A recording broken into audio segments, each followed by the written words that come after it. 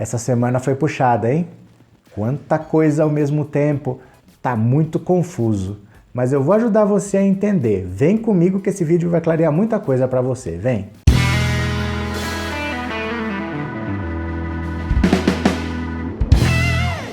Olá meus amigos, tudo bem com vocês? Que bom que vocês voltaram! Para quem está chegando pela primeira vez, seja muito bem-vindo, muito bem-vinda. Meu nome é Roberto Cardoso. Chegou agora? Já se inscreve no canal. Dá essa força pra gente, para a informação poder chegar a mais pessoas, tá? Ajuda o canal a crescer. E se você quiser contribuir com qualquer valor, aqui em cima tem o link do nosso Apoia-se. Você pode fazer a doação do valor que você quiser, se você quiser, tá bom? Você ajuda a gente a produzir cada vez mais conteúdo para você. E também eu tenho à disposição de você um canal secundário, porque esse canal aqui eu não sei o que está acontecendo, ele está muito estranho, houve uma tentativa de ataque nele, então tem um canal aqui para você deixar, só inscreve lá, não precisa fazer nada, você só se inscreve, que se acontecer alguma coisa aqui, eu posto um vídeo lá explicando, tá bom? Para a gente não ficar perdido sem informação. Mas vamos lá rapidinho. Essa semana foi puxada, né? Muita coisa aconteceu, ninguém entendeu muito bem, eu vejo pelos comentários aqui que tá todo mundo confuso, tá todo mundo meio perdido com tanta informação ao mesmo tempo, mas eu vou explicar de uma maneira bem simples onde surgiu esse problema todo e quais são as consequências. Então se você quiser mandar esse vídeo para um colega seu que também está perdido, você compartilha com ele. Vou fazer bem didático, tá? Essa história toda começa por causa de uma lei que ninguém queria assinar e que a Dilma assinou. Passou na mão do Fernando Henrique, ele não quis assinar. Passou na mão do Lula, ele não quis assinar. Chegou na Dilma, ela assinou. A lei da delação premiada. Ninguém queria assinar essa lei porque eles já sabiam. Se você dá um estímulo, dá um benefício para o cara delatar alguém, como todo mundo aqui tem seu rabo preso, isso pode sair do controle. Então todo mundo ficava meio hesitante e ninguém assinou. A Dilma, que não estava nem aí mesmo, foi lá e assinou. Só que essa lei tinha um problema sério. Ela estabelecia, ela criava a delação premiada, mas ela não deixava bem delimitado assim o que pode e o que não pode numa delação. Então, na hora de aplicar, praticamente o juiz podia fazer o que ele bem entendesse. Isso, quando passou na frente do Sérgio Moro, o olho cresceu. Ele viu ali uma possibilidade de transformar aquilo numa indústria. E é isso que eu preciso que você entenda. Tudo isso que está acontecendo é por causa do Sérgio Moro. Não adianta você querer fechar o STF, não adianta você querer xingar quem é de esquerda, não adianta você vir aqui me xingar. A culpa de tudo isso que está acontecendo é do Sérgio Moro e do Dallagnol. Eu vou continuar explicando. O Sérgio Moro agia como? Segundo a denúncia do Tacla Duran, não sei se você lembra do Tacla Duran, foi um caso complicado que o Moro não quis ouvir e o cara hoje mora na Espanha. Esse Tacla Duran, Rodrigo Tacla Duran, ele falou que funcionava assim. O Moro te condenava por algum motivo lá, mas ele te chamava para fazer uma delação premiada num outro caso e falava assim: vamos combinar aqui, ó, a gente reduz a sua pena, a gente diminui a multa que você tem que pagar e você delata esse cara aqui. Você topa? Isso era feito com um outro advogado, você era orientado a abandonar seu advogado, a contratar um advogado que ele indicava. Tinha uma empresa que era da esposa dele, que indicava os advogados a peso de ouro, você pagava muito caro para esses advogados, e eles faziam um acordo muito bacana para você. Reduziam a sua pena, você ficava pouquinho preso, saía. Se era condenado a pagar uma multa, reduzia a multa pra caramba, você podia até ficar com o dinheiro que você tinha roubado muitas vezes, e você ia para casa, mas delatava outros. Esses outros delatados, eles iam atrás, condenavam também, com ou sem prova, porque o Dallagnol fazia lá qualquer gambiarra para conseguir prova, o Moro aceitava qualquer coisa, condenava essas pessoas e eles iam lá. Olha, sua pena é tanto, sua multa é tanto. Quer reduzir? Faz uma delação premiada. E era assim que funcionava, era uma indústria de delação premiada. As pessoas pagavam uma fortuna para eles, para poderem ter a pena reduzida, a multa reduzida. Aí elas iam para casa gastar o dinheiro e entregavam outros, que entregavam outros e entregavam outros. Isso foi virando uma indústria tão grande que agora chegou nesse problema. Para facilitar essa indústria, o Moro ainda fazia uma outra coisa, que era o seguinte: todo mundo sabe, é uma coisa mais lógica do mundo. Se eu estou te acusando de alguma coisa, você tem o direito de se defender, não é? Para você se defender, você tem que saber do que você está sendo acusado. Então eu deixo o acusador falar, depois que ele fala, quem está sendo acusado tem o direito de se defender. Isso é lógico. O Moro não fazia assim. Ele dava para quem ia fazer a delação premiada o mesmo prazo para quem ia se defender. Então o cara tinha que entregar a defesa dele, que é o que chama de alegações finais, o cara tinha que entregar a defesa dele no mesmo dia que o delator estava delatando. Então ele não sabia. Isso é completamente irregular, isso é crime. Você está cerceando a liberdade de defesa do réu. E isso em mais de 70 casos que ele julgou. Aí, agora recentemente, a segunda turma do Supremo, são 5 pessoas, mas só estavam 4, Barroso não estava. Eles julgaram o caso do Bendini, que o Bendini tinha sido condenado exatamente num caso assim. O delator e o réu tiveram o mesmo prazo para apresentar, ele não teve, portanto, a possibilidade de se defender e ele foi condenado. A Carmen Lúcia votou contra essa condenação do Moro, o que impressionou todo mundo, porque ela tradicionalmente, ela sempre votava com a Lava Jato. Então, ela votou de uma maneira que não se esperava, ela votou contra a decisão do Sérgio Moro e por causa do voto dela, a decisão do Moro foi anulada. Não é que o processo foi extinto, mas a decisão, a condenação do Moro foi anulada. O processo volta para antes da condenação, para antes do julgamento e vai ter outra fase de alegações finais, para que a defesa possa se defender da delação e vai ter que ser um outro julgamento, com outro juiz, porque o Moro também não é mais juiz, então o processo voltou lá para trás. Aí ficou aquela dúvida, isso vale para esse caso ou vale para todos? Porque o Moro fez isso para mais de 70, e ele fez no caso do triplex do Lula, e ele fez no caso do sítio de Atibaia. Aí essa semana eles se reuniram para decidir exatamente isso, vai valer só para aquele caso ou vai decidir para todos? E eles decidiram que valia para todos. Mas, como sempre tem uma pegadinha, o Toffoli, que é o presidente, falou: eu vou votar como a Carmen Lúcia, porém eu vou impor algumas condições. E não disse que condições eram essas. Todo mundo já falou, vem pegadinha aí. Vai ser alguma coisa do tipo, vale para todos os casos, menos pro Lula. Né? Porque é assim, tem uma lei que é para todo mundo e tem uma lei que é pro Lula. Então ficou todo mundo esperando. Mas aí vamos definir então, qual vai ser o critério, se não vai valer para todos.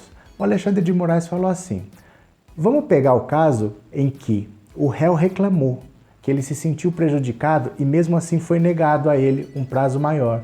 Porque se ele não reclamou, é porque ele não se sentiu prejudicado. Se ele não se sentiu prejudicado lá, não precisa a gente agora achar que ele está prejudicado. Porém, o Lula reclamou. O Lula reclamou nos 2 casos, na primeira instância, pediu prazo, porque estava sendo feita uma delação na mesma data que ele estava entregando a alegação final, e foi negado. Então, mesmo que esse critério, que esse filtro seja aprovado, o Lula está nesse critério também. Aí a Carmen Lúcia veio com uma outra proposta. Ela falou, vamos estabelecer o seguinte critério, a gente anula a condenação no caso em que foi acrescentada alguma coisa nova na delação. Porque se na delação já se falou o que já estava sendo falado mesmo, se não veio algum elemento novo, o réu não foi prejudicado, então você não precisa anular. Só que no caso do Lula, não só acrescentaram informações novas, como até informações foram alteradas. O que o cara já tinha falado anteriormente, no final ele mudou a narrativa e contou outra história. Então, mesmo por esse critério, se for adotado esse filtro, o Lula também tá. Então, assim, não tá tendo muito como você não soltar o Lula, porque o Lula tá todos esses critérios. Tudo que dava para fazer de irregular no processo dele foi feito, gente. O Sérgio Moro, ele queria prender o Lula. Não importa se tinha prova ou se não tinha. O próprio Dallagnol, quando expôs aquele PowerPoint lá, ele falou, acho as provas fracas. O Sérgio Moro falou, não tem problema, manda assim mesmo. Ele já sabia que ele ia condenar, então dane-se as provas, ele não estava nem aí. Ele queria só era condenar o Lula mesmo. Então o Lula já se sabe, o Lula vai ter que ser solto. Aí, ficando evidente que o Lula ia ser solto de qualquer jeito, que os processos iam ter a condenação anulada, que ia voltar tudo para a primeira instância, o Moro ia passar como errado, ia sobrar para todo mundo da Lava Jato, nessa sexta-feira à noite, o Dallagnol surpreende todo mundo e ele pede que o Lula seja posto em liberdade no regime semiaberto, porque desde segunda-feira ele já tinha direito à progressão de regime. Ele poderia sair do regime fechado para o semiaberto, mas provavelmente ele iria direto para o aberto. Mas ele falou que não. Eu não quero sair, porque se eu sair daqui com progressão de regime, ele sai culpado. Ele não está saindo porque ele é inocente, é só por causa do tempo que ele está saindo. E ele não queria isso, ele queria sair com as condenações anuladas.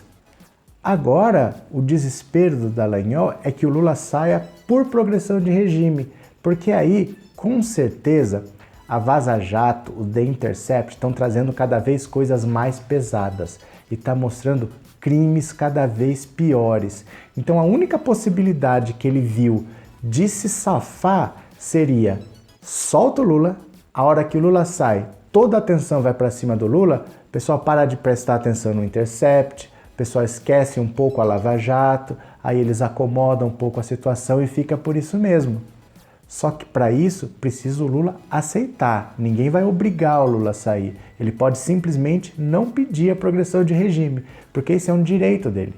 Direito você exerce se você quiser. Então a armadilha é exatamente essa. Eles querem que o Lula saia, porque aí com certeza a pressão diminui. Depois que o Lula estiver na rua, ninguém vai ligar tanto para Vaza Jato, ninguém mais vai querer saber tanto de The Intercept. E o Lula sabe que tem coisa muito pior para vir. Porque quem estava vendo o que estava sendo feito, quem estava acompanhando esses julgamentos como ele que era envolvido, sabe que foi tudo errado e que tem crimes. E ele quer que as pessoas paguem por esses crimes. Então ele não quer sair, ele já pode estar na rua, mas ele não quer sair por progressão de regime. Ele quer esperar que as penas sejam anuladas. E aí agora o Bolsonaro vem aqui me xingar. Quer fechar o STF. Quando a culpa é de quem? A culpa é do seu Deltan Dallagnol, que violou todas as situações que você pode imaginar. Só no caso do sítio de Atibaia, ele quebrou o sigilo bancário de 8 seguranças do Lula, da Dona Marisa, do dono do sítio, do caseiro do sítio. Tudo isso clandestinamente, fora dos autos. Por que ele fez isso? Para não constar nos autos, porque se consta nos autos, todo mundo ia ver que era uma perseguição, porque quebrando o sigilo do segurança do Lula, pensa bem, o segurança do caseiro do sítio, mas eles faziam isso sempre. Eles se valiam de crimes para conseguir chegar onde queriam. E aí vem todo mundo dizer que o Lula é culpado, quebraram o sigilo de 14 pessoas e não acharam nada. Tudo ilegal, grampearam os advogados do Lula sem autorização e não acharam nada. Daí para frente agora, o que acontece? É inevitável que o Lula saia, não sabemos exatamente quando, mas é para outubro. Esses processos agora vão ser anulados, porque já foi decidido que o mesmo critério vai ser usado, então a condenação Lula vai ter que vir, é inevitável. Só que nós temos que lutar agora é pela CPI da Lava Jato. Tem que ser instaurada uma CPI, porque tudo isso que está acontecendo é com base nas informações do vazamento da Intercept, que são verdadeiros. Eles têm a prova. Lembra que o Moro prendeu o hacker com todo o material? Eles têm o material do hacker e não foi adulterado, é tudo legítimo. É só o Bolsonaro que veio aqui falar que é mentira, porque o Sérgio Moro não disse que é mentira, o Dallagnol não disse que é mentira, a procuradora que zombou da morte da Dona Marisa Letícia pediu desculpas, o Moro pediu desculpas por ter chamado o MBL de tonto. Todo mundo sabe que as mensagens são verdadeiras. São verdadeiras, mas foram obtidas de maneira ilícita. Então serve para libertar o Lula, sim, para beneficiar o réu serve, mas não serve para condenar nem o Dallagnol e nem o Moro, porque foram obtidas de maneira ilícita. Mas, se você instala uma CPI, apesar daquilo não ser prova, mas pode ser o ponto de partida para você achar as provas. Então, por exemplo, não quebrou o sigilo fiscal de 14 pessoas no caso do sítio de Atibaia? É só ir lá nos computadores da Receita, vai ter o registro de quem entrou, que hora entrou e não tem autorização, cada quebra 1 a 4 anos de prisão. Só aí 14, dá 14 a 56 anos de prisão para o Dallagnol. Mas precisa de uma CPI para investigar de maneira legal. Você usa o hackeamento como ponto de partida, mas ele em si não é prova. Então a gente precisa lutar agora pela CPI da Lava Jato, para colocar essas pessoas na cadeia pelos crimes que cometeram. E entenda, bolsominion, entenda, isso não é revanche, isso é a lei. Você tem que parar de achar que o Sérgio Moro estava combatendo o crime, ele estava cometendo crimes. Ele criou uma indústria de delação premiada para benefício próprio. Todos os bandidos que ele pegava faziam uma delação premiada extremamente vantajosa e saíam pela porta da frente com o dinheiro para gastar. Nenhum está preso. Quem que está preso sem o seu Lula? Só o Lula que está preso, porque a lei para ele é diferente. Mas todo mundo que ele prendeu, ele soltou. Ele não prendia corrupto. Ele prendia o cara para fazer a delação premiada, que era vantajosa para ele, para esses advogados ganharem dinheiro, para o Deltan ficar famoso e dar palestra no Nordeste lá, quando ele ia viajar, para pedir ingresso para o Beach Park, lembra? Era para isso que servia, não era para combater a corrupção. Eles estavam usando o aparato judicial, o aparato do Estado brasileiro, para extorquir pessoas e ter benefício próprio. É isso que você tem que entender. O Moro não é um herói, ele é um corrupto. Ele é um corrupto, tão corrupto que ele não sai do cargo de ministro da Justiça nem a pau para não perder o foro privilegiado. Ele hoje é um cara que está se escondendo atrás do foro privilegiado de ministro. Ele que impediu o Lula de ser ministro, porque o Lula estava querendo fugir da justiça, essa foi a ligação dele que fez o Gilmar Mendes anular a nomeação do Lula falsamente. Ele agora está se escondendo atrás do foro privilegiado, porque ele sabe que ele cometeu crimes e ele não sai de lá. O Bolsonaro pode humilhar ele, pode pisar em cima do pacote anticrime, pode deixar aprovar a lei do abuso de autoridade, pode tirar o COAF dele, pode fazer o que ele quiser, que ele não sai. Ele agora é um covarde que está escondido atrás do foro privilegiado. Pergunta lá para ele por que ele está escondido lá, pergunta por que ele aguenta humilhação, porque ele sabe que ele vai para a cadeia. Mas a gente precisa pressionar agora para que seja aprovada a CPI da Lava Jato, para que esses crimes sejam investigados, essas pessoas paguem. É isso que tem que acontecer agora. O Lula sai quando ele bem entender. Ele está de boa, ele está tranquilo, apesar do Deltan ter ido pedir para ele sair, ele não vai sair porque ele sabe que agora é questão de tempo e ele vai sair pela porta da frente com a ficha limpa e ele tem que ser prefeito de São Paulo no ano que vem. Ele não pode ficar esperando 2022, porque esse pessoal dá um jeito daqui até lá dele não ser candidato de novo. Se ele deixa uma Joyce Hasselmann da vida ganhar em São Paulo, fortalece o Dória, ele pode ver um cenário se fechar e ele depois não conseguir entrar. Ele tem que estar dentro da política de novo quanto antes. Ele se candidata a prefeito de São Paulo, ele volta para a política, ele volta a ser importante, ele volta a ter decisão e depois em 2022 vamos para a presidência. Bolsonaro é a carta fora do baralho, final do ano que vem Rodrigo Maia derruba ele, fica como presidente por 2 anos e vamos ver para 2022 o que acontece. Valeu? Espero que tenha ficado claro. Se você achou que foi útil, compartilha com um amigo porque eu tentei dar uma simplificada para você porque foi muita coisa essa semana. Espero que tenha ajudado. Valeu, um grande abraço e eu já fui.